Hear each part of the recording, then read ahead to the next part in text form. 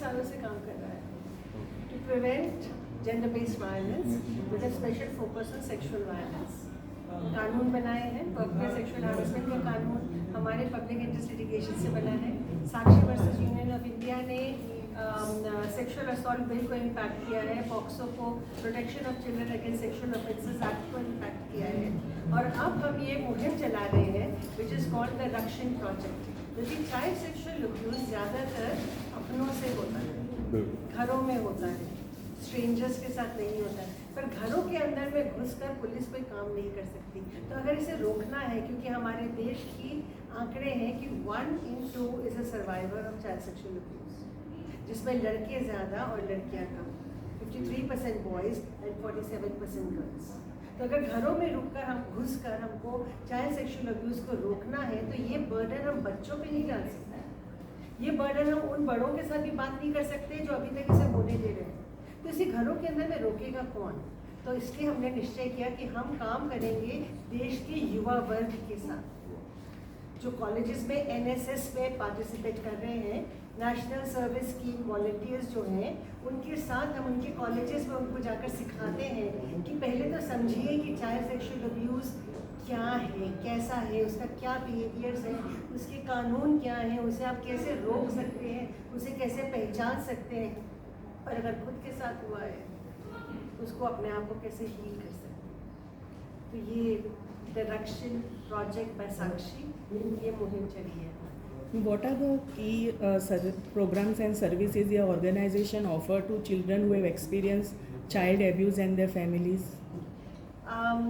देखिए, ऐसा है कि हम सभी कुछ सब कुछ नहीं कर सकते हैं, तो हमने अपना स्कोप ऑफ वर्क बहुत क्लियरली डिफाइन कर लिया है कि हम प्रिवेंशन के ऊपर काम करेंगे, प्रिवेंशन, प्रोहिबिशन एंड रिड्रेसल। तो हम प्रिवेंशन के ऊपर काम करते हैं कि नुकसान होने के पहले कैसे उसे हम रोक सकें, क्योंकि एक बार चाइल्ड सेक्सुअल अब्यूज़ तो हो गया तो ज़िंदगी भर का ट्रॉमा आपका साथ नहीं छोड़ सकता, आप चाहे कुछ भी कर लें उसको। और जस्टिस हमारे देश में बहुत कम मिलता है, क्योंकि कितने ही केस रिपोर्ट होते हैं घरों में हो रहे इस तरह के क्राइम के बारे में, है ना।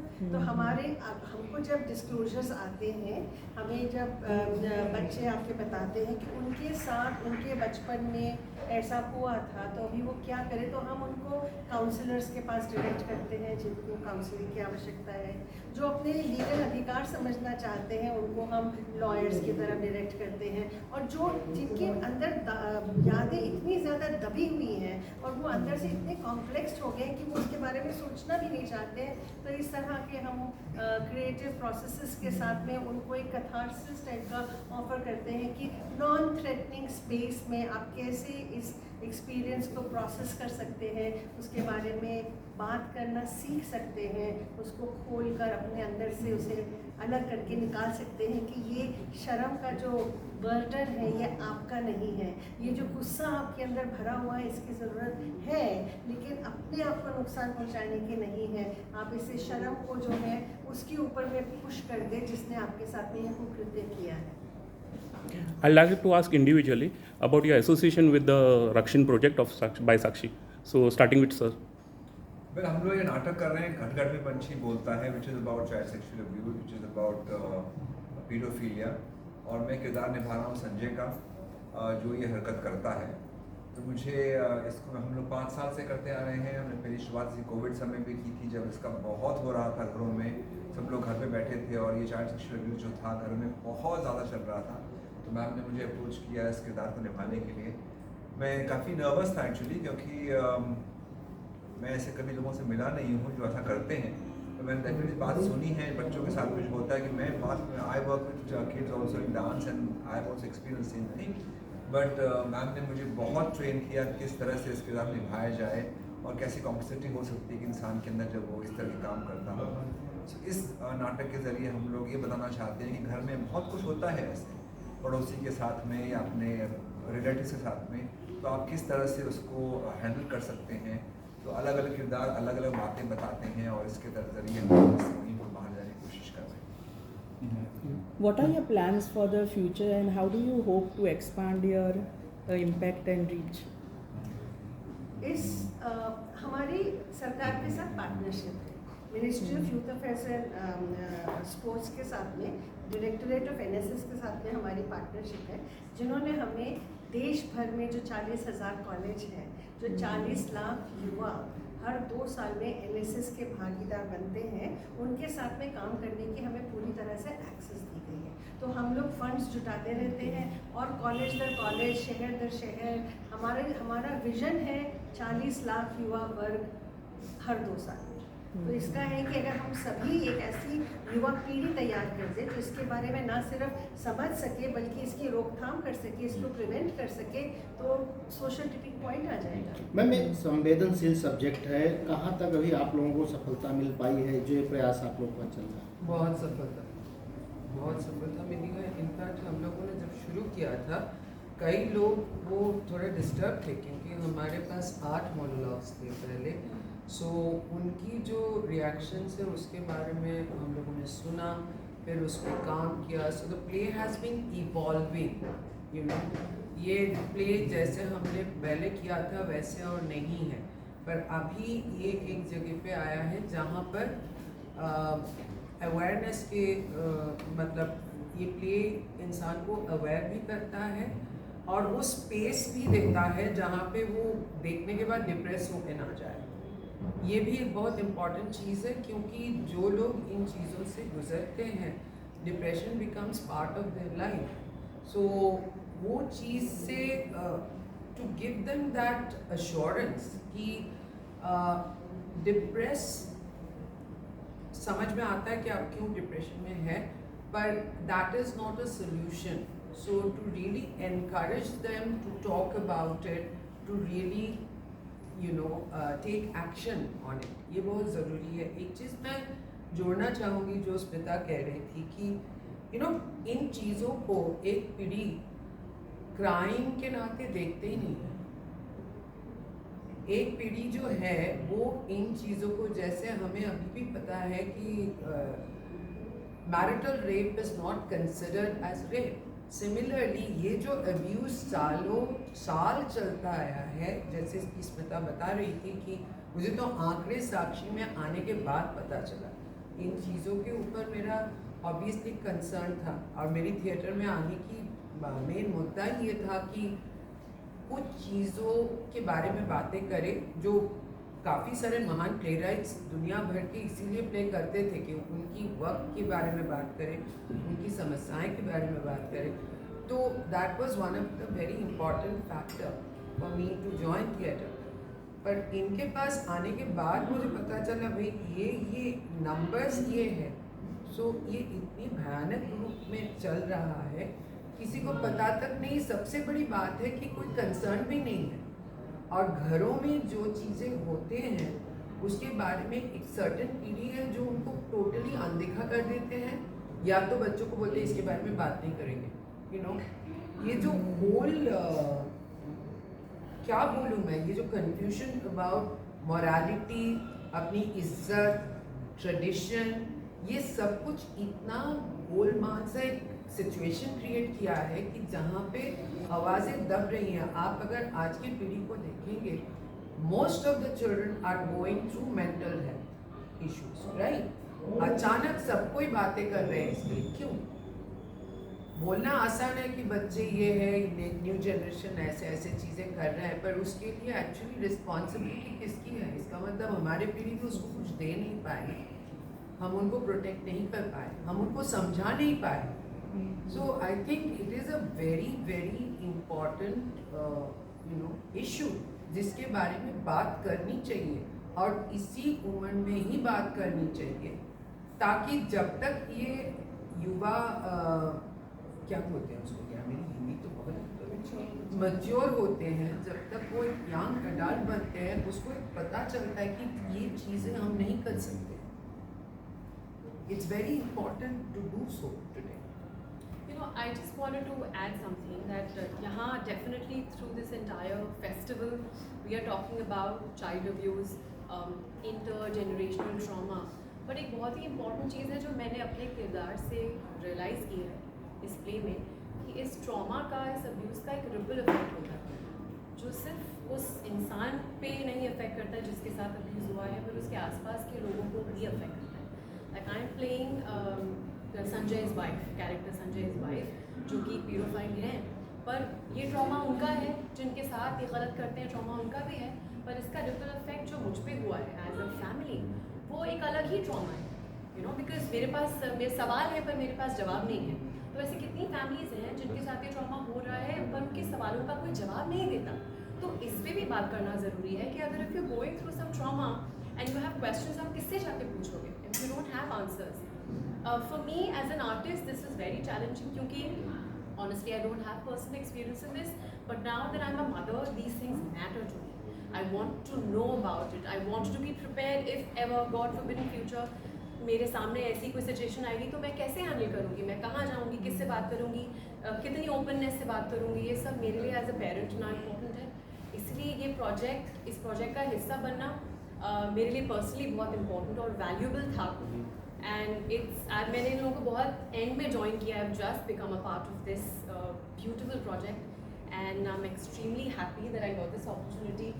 एंड स्मिता मैम ऐसी ऐसी परतें खोलती हैं हम परफॉर्मर्स की, जो हमें पता ही नहीं था कि हम एक अनियन है अंदर और हम में इतनी लेयर्स हैं, but she keeps ripping them, opening them, और हमें एहसास होता है कि हमें बहुत सारी सुंदर चीज़ें हैं, बस एक ऐसा इंसान चाहिए होता है जो हमें हमारी इंसानियत के अलग अलग लेयर से पहचान करवा पाए बेसिकली। मैं एक और बात बताना चाहूँगा, हम लोग जब स्पेशल शो करते हैं, शो के बाद कोई ना कोई 2-3 लोग ऐसे ज़रूर आते हैं जो आके बोलते हैं उनके साथ में ऐसा हुआ। मुझे भी याद है, एक पिछली बार में शो किया था, एक आदमी आया और मैं नाम नहीं लूँगा और मैं उनको जानता भी हूँ, उन्होंने आके मुझे कहा कि आपका किरदार इस नाटक में आत्महत्या कर लेता है। मैं आत्महत्या नहीं करूँगा, पर मैं कबूल करता हूँ कि मैंने ऐसा किया है। एंड वो अपने आप से मेरे सामने बोला, and I was pretty surprised, and then he met ma'am also and he said I am sorry what I have done, and she told him जाके जिसे किया उसको सॉरी बोलिएगा और फिर से कभी मत करिएगा। आई थिंक ये जो सेल्फ अंडरस्टैंडिंग रियलाइजेशन होता है, ये बहुत महत्वपूर्ण है। ऐसी लेडीज़ भी आई थी मिलने के लिए, एक मेरे पास आती हैं और बोलती तुम लोग आदमी लोग क्यों करते हो ऐसा। मैंने कहा मैम मैंने तो नहीं किया, पर लेकिन मैं जानता हूँ ऐसे लोग करते हैं। वो 155-56 की उम्र की होंगी। उन्होंने कहा मेरे साथ जब मैं 15 साल की थी मेरे भाई ने सेक्सुअल अब्यूज़ किया, एंड आज मैं जाके मेरी माँ को बोलूँगी। सो आई थिंक ये छोटी छोटी बातें जो हैं एक एक करके अगर आगे बढ़ेंगी तभी आगे आ पाएंगी। And I think all thanks to Sakshi and to Smita ji for creating such a wonderful project कि लोगों को अवेयरनेस बढ़े, मिले लोगों को। और अगर हमने इतने 20-25 शोज हो गए इसके भीतर, अगर हमने 2 लोगों की ज़िंदगी में भी अगर हमने बदलाव लाया, आई थिंक हमारा पूरा करने का जो काम है वो साकार हो गया।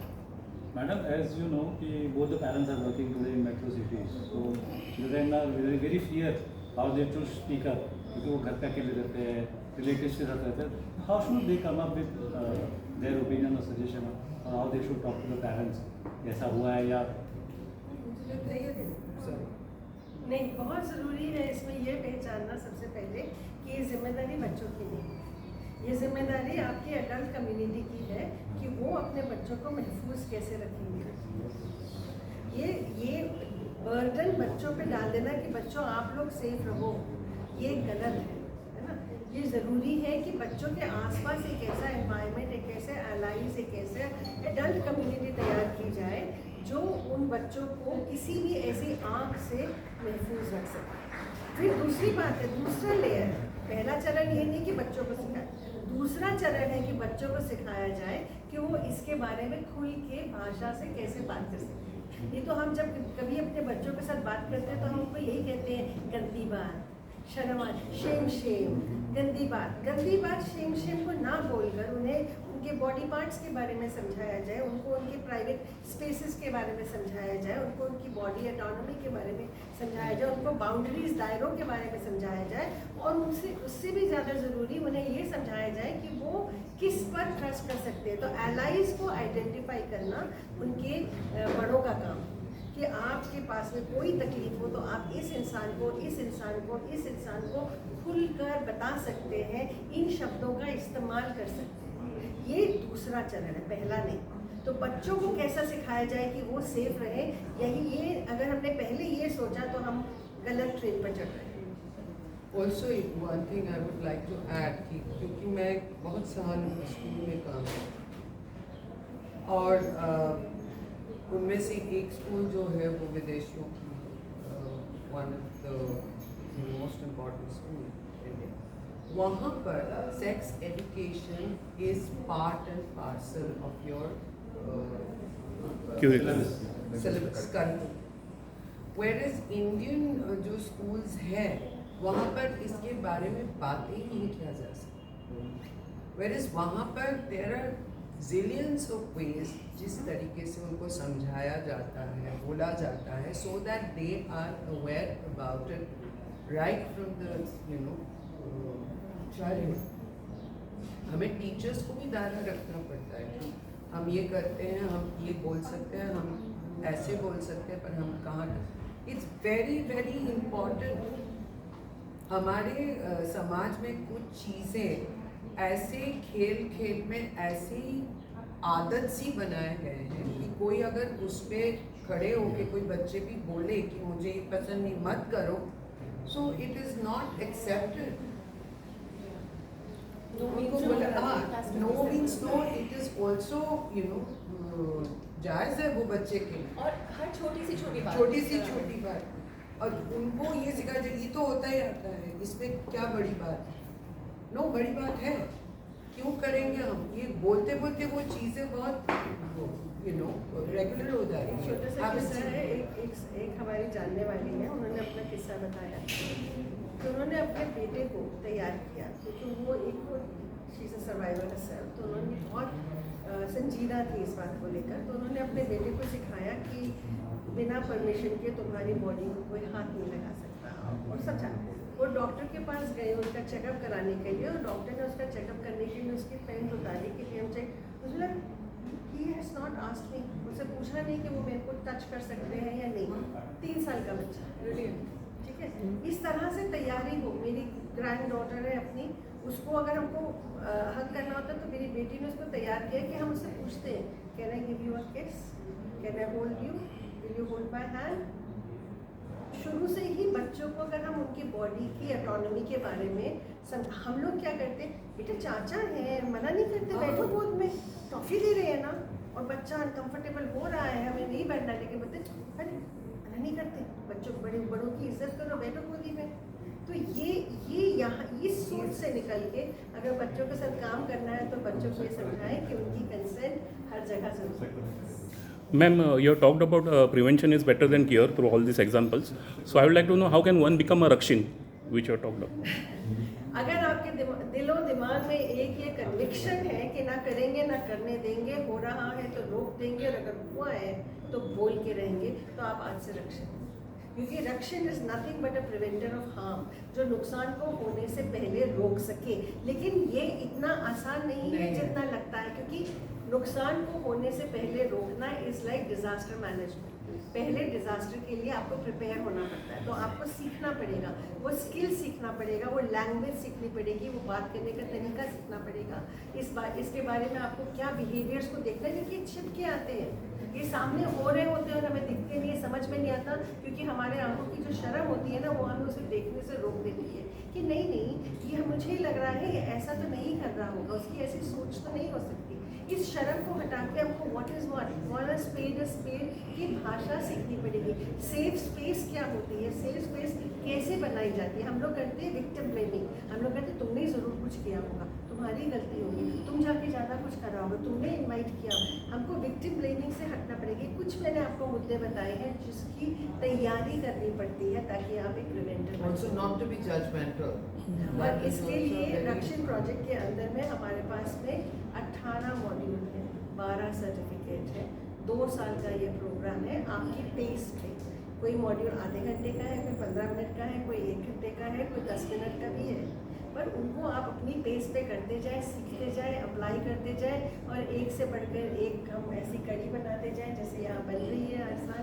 तो आप रक्षण मैडम, ये मुहिम तो बहुत अच्छी है, लेकिन फिर भी एक फियर रह जाता है माइंड में, एक बच्चे के, एक यूथ के, एक पेरेंट्स के भी रहता है डेफिनेटली कि बदनामी होगी, सोसाइटी में क्या बोला जाएगा, लोग मुझे अच्छी नज़रों से नहीं देखेंगे या गलत नज़रों से देखेंगे। ये बदनामी होगी जो बात आप कह रहे हैं, वो बदनाम कौन कर रहे हैं?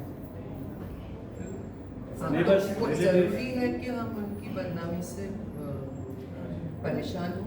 ये चीज़ आई एम अ सर्वाइवर, इसलिए मैं बता रही हूँ। माइंड में रहता है माइंड में रहने के लिए I had a very liberated parents, in spite of that when something like this happened to me, they wanted me to keep quiet about it, which created a lot of confusion within me that in some ways we are so liberated, but why can't I talk about this? Because this is something wrong, right? पर अभी हम हमें ना- कुछ चीज़ों से जब affected नहीं होते हैं, बोलते हैं कि हम ये नहीं सुनेंगे, हमें करना है, हम कर रहे हैं, वो तो नहीं देख रहे हैं, वाह उसका क्या वो है मतलब है, why would I listen to that person, और क्यों मैं अपनी ज़िंदगी उनके हिसाब से चलूँगी, मुझे ये सही लगता है मैं ये करूँ। अगर ये हम बाकी चीज़ों में कर सकते हैं तो इसमें क्यों नहीं कर सकते? ये चॉइस अपनी है कि हम कितना उसमें देखेंगे कि मेरे रिलेशनशिप खराब हो रहे हैं, कि मेरे रिलेटिव्स जो है नहीं आएंगे भाई ठीक है, क्या फर्क पड़ता है? What is more important to me, my child और माई सो कॉल्ड इज्जत in front of relatives? And how is it connected with इज्जत? किसी की इज्जत उतार रही है और आप अपने इज्जत को लेके बैठे हुए हो, उसकी इज्जत उतार रही है, उस पर आप बात नहीं कर रहे हो। What kind of society are we living with? Ma'am एक मैसेज इसमें मैं आपको बोलूँगी कि डिनायल, साइलेंस, शेम और स्टिग्मा ये सबसे बड़े 4 एक बैरियर्स हैं जो हमें इसके बारे में बात करने से रोकते हैं। तो हमारे को अगर बात करनी है कि इसकी जो, और दूसरी बात है कि शर्म जिसके साथ हुआ है उसको नहीं, जिसने किया है उसको आनी चाहिए, है ना? और ये बर्डन शिफ्ट करने की हम सबकी जिम्मेदारी है, एक अकेले की। एक मैसेज आपकी तरफ से सिंपल सा मैसेज How you है, should be bold, हाँ सिंपल सा मैसेज है, रक्षित बनिए, प्रिवेंटर ऑफ हार्म बनिए, होने से रुकिए मत, डरिए मत, चुप मत रहिए, जो दिख रहा है उसे बोल दीजिए, उसे रोक दीजिए, किसी की ज़िंदगी को बर्बाद होने से पहले रोक दीजिए, क्योंकि जो ये ट्रॉमा है होने के बाद में ये ज़िंदगी भर साथ रहेगा। आप उसको हील करते रह सकते हैं लेकिन ये आपको छोड़ कर जा नहीं सकते। Thank you. एक विजुअल